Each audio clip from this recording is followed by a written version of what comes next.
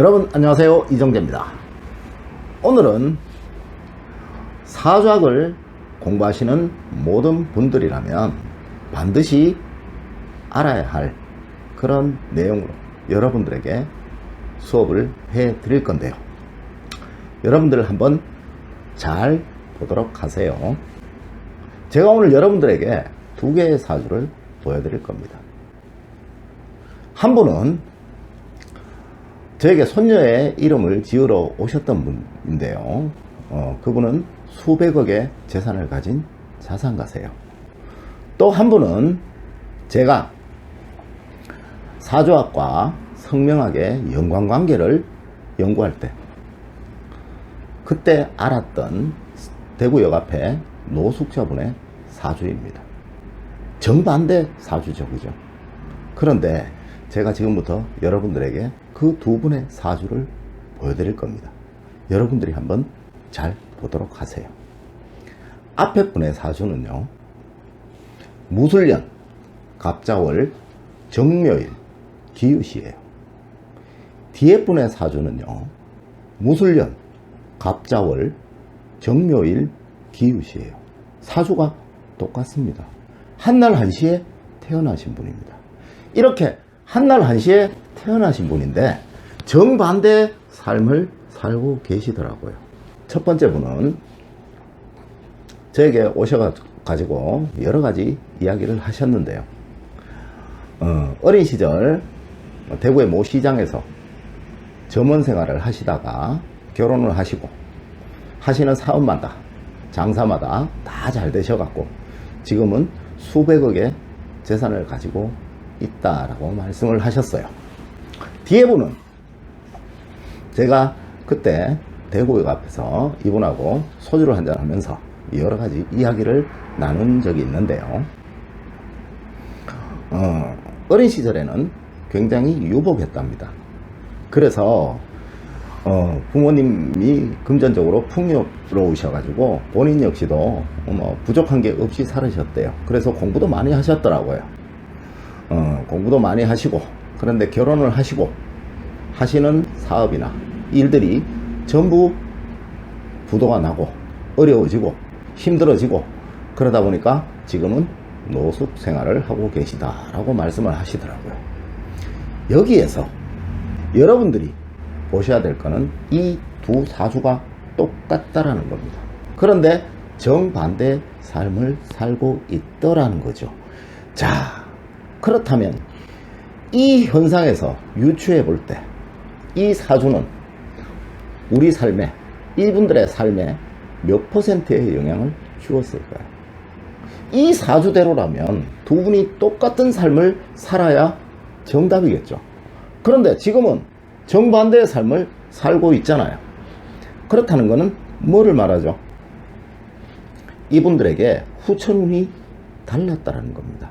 어린 시절부터 결혼한 이후까지 모든 후천운이 이분들은 완전히 다르더라고요. 자, 어린 시절에 전자의 분은 부모님이 부유하지 못하셔서 공부도 못하고 대구의 모 시장에서 점원 생활을 시작하셨고요. 아래의 분은 부모님이 어린 시절에 유복하셨기 때문에 행복하게 풍요롭게 이렇게 살면서 공부도 많이 하셨어요. 이렇다는 건 두 분의 부모님 복이 정반대였다라는 거죠. 또 결혼을 하고 그 이후에서요, 한 분은 하시는 사업마다 다 성공하고 성취를 이뤘고요, 한 분은 하시는 사업마다 다 실패하고 어려움을 겪었어요. 또 지금 노년에 말년에, 그죠? 한 분은 손녀의 이름을 지으러 아주 유복한 생활을 하시면서 손녀의 이름을 지으러 저한테 오셨던 분이고요, 한 분은 역 앞에서 노숙하시면서 저하고 이야기를 나눴던 분입니다. 이 말은 무슨 말이냐면요, 어린 시절에 부모복이라는 후천운이 정반대였기 때문에 위에 분은 힘들었고 아래 분은 평안했다라는 거예요. 또 성장하고 나서 독립해서 결혼을 하고 나서 이분의 이름 구성은 금수로 되어 있고요, 이분의 이름 구성은 목토로 되어 있어요. 이름 구성이 이분은 본인의 타고난 기운에 적합하게 되어 있었고요. 이분은 이런 구성이 본인의 타고난 기운에 안 맞게 되어 있었다라는 거죠. 또 다음으로요. 위에 분 같은 경우는 아마 틀림없이 본인과 딱 맞는 배우자분을 만나서 본인의 타고난 기운을 다 발휘했을 겁니다.